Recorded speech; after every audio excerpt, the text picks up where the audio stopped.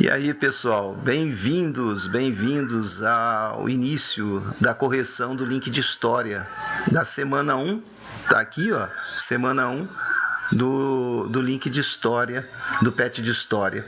E lembrando aqui, essa correção do link de história tanto serve para o terceiro ano do ensino médio noturno regular, quanto para o terceiro ano EJA, ok? Serve para as duas turmas.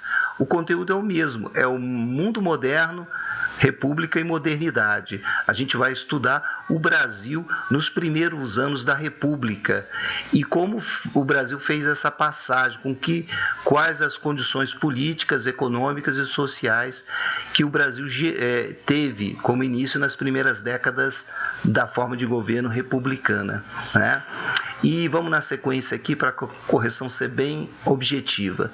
Então, de início, foi apresentado um texto, está na página 76 do PET, um texto introdutório, separando o que é monarquia de república, porque nesse link a gente vai tentar fazer um paralelo do fim da monarquia e o início do período republicano, as primeiras décadas da república, como eu falei, e com que qualidade a gente construiu esse país. A gente vai ver o preço e as condições sociais, os conflitos sociais, porque o Brasil, no início, findando o período monárquico, iniciando a república, a gente vai perceber que as estruturas sociais e econômicas pouco se modificaram, concentrando grandes poderes, grandes lucros para alguns setores e deixando a grande maioria da população numa situação de marginalização, que vai gerar muitos conflitos, como a gente vai analisar aqui agora. Então, de cara aqui, a primeira ideia é conhecer e fazer uma pesquisa no dicionário, a primeira atividade 1, pesquisa no dicionário, para a gente ter uma noção dos conceitos do assunto que a gente vai abordar aqui. Então, nós temos aqui alguns conceitos, como, por exemplo, oligarquia. Qual o significado de oligarquia? Tá aí.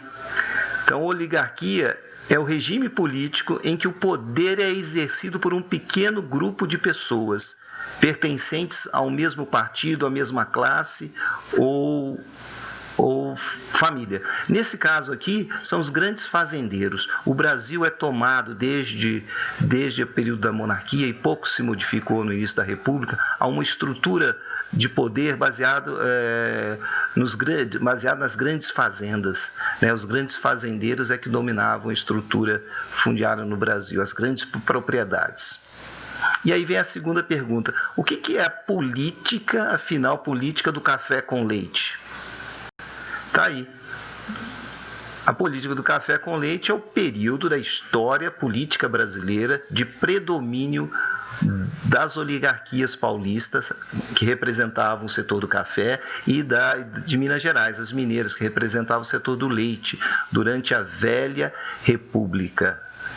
Velha República, tá certo? Ou conhecida também como Primeira República, tá certo? É um período da história brasileira em que setores específicos da oligarquia é um grupo pequeno de pessoas, no caso os fazendeiros, São Paulo e Minas Gerais dominavam o setor da política e da economia no Brasil. Dando sequência aqui, o que quer dizer jagunço? Jagunços. Tá aí. Jagunços eram quem? Eram funcionários dos coronéis. Quem eram os coronéis? Eram os grandes fazendeiros. Jagunços eram os caras que faziam o trabalho violento do coronel, que realizavam serviços de segurança e proteção e até assassinato, gente. Eram os chamados capangas do coronel. O outro conceito que envolve esse período que a gente está estudando é o coronelismo. O que significa a expressão coronelismo? Olha aí, coronelismo, então, é a rede política do Brasil durante a República Velha, onde o poder nos municípios estava centrado na figura dos grandes proprietários rurais, os fazendeiros, chamados de coronéis. Essa era a prática coronelista. Através de tropas políticas, eles garantiam os demais poderes, né? Eles dominavam os setores da vida, da economia e da política nos municípios. E agora, subindo aqui, o que quer dizer a política dos governadores? Política dos governadores, então, tá aí, é o acordo firmado entre as estruturas da República Velha de apoio aos governadores e ao governo federal no governo estadual. Havia uma hierarquia de poderes, um apoiando o outro, governos estaduais e o governo federal. E assim, com essa política, eles garantiam a permanência deles no poder, nessas estruturas da velha república. Na sequência aqui, nós vamos já para a atividade 2. Olha só, a atividade 2 tem o seguinte texto aqui, página 77 do PET. Hoje em dia, olha só, o sistema eleitoral brasileiro adota o voto secreto, ou seja, o eleitor não revela publicamente o seu voto. Isso permite uma escolha livre na hora da votação, correto? E aí continua, apesar disso, o voto de cabresto, o coronelismo e suas pressões eleitorais daquela época da República Velha não desapareceram no país. Até hoje existem.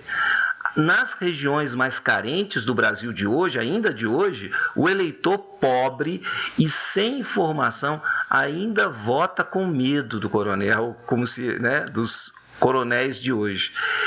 É comum vender seu voto por uma sacola de comida, por uma dentadura, por um uniforme novo para o time de futebol ou mesmo uma vaga garantida para o filho numa escola pública da sua escolha.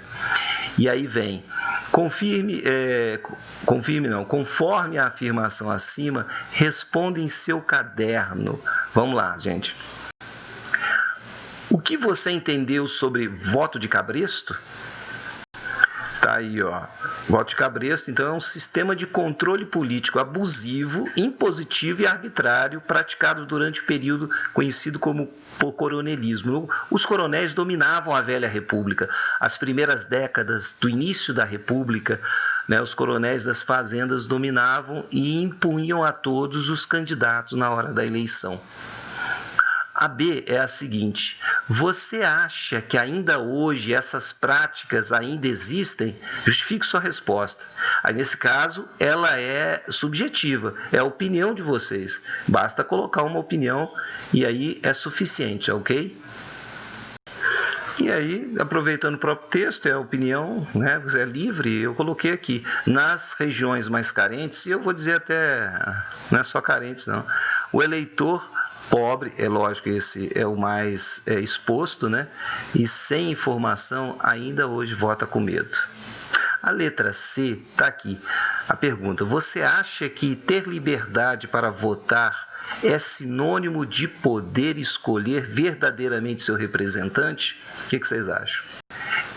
Essa questão também é subjetiva e a opinião de vocês é que vale. Tá aí a resposta: sim. Vamos colocar aqui, sim, pois você tem o direito de eleger quem você quer no governo do país que você vive. Se não te derem essa liberdade, esse direito, isso pode ser considerado uma ditadura. A ditadura. Então, isso é subjetivo, essa resposta. Todo mundo coloca o que achar mais conveniente. E vamos já para a atividade 3. Sobre a rebelião conhecida como Revolta de Canudos, pede-se, né, que se identifique o ano, a duração, o local, objetivos e motivos e consequências ou resultados. Então, o que a gente pode colocar aqui da Revolta de Canudos? Então tá aí, gente, ó, Revolta de Canudos, ó, 1800, foi de 1896 a 1897. Onde foi? Foi na comunidade de Canudos, no interior do estado da Bahia, desculpa. O objetivo foi liderado por Antônio Conselheiro, defensor da autonomia do Arraial de Canudos. Consequência, a luta contra a desigualdade, objetivos ainda, a luta contra a desigualdade e a pobreza da população no sertão, né? Consequência que foi totalmente destruída em Canudos.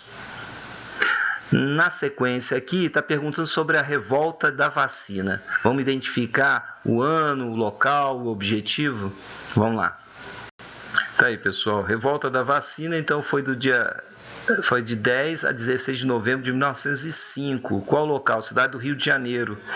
E seu objetivo era era prioridade, né? Era priorizar e melhorar as condições sanitárias da capital. O povo não entendeu bem isso, não queria se vacinar e virou uma revolta, né? Pois é.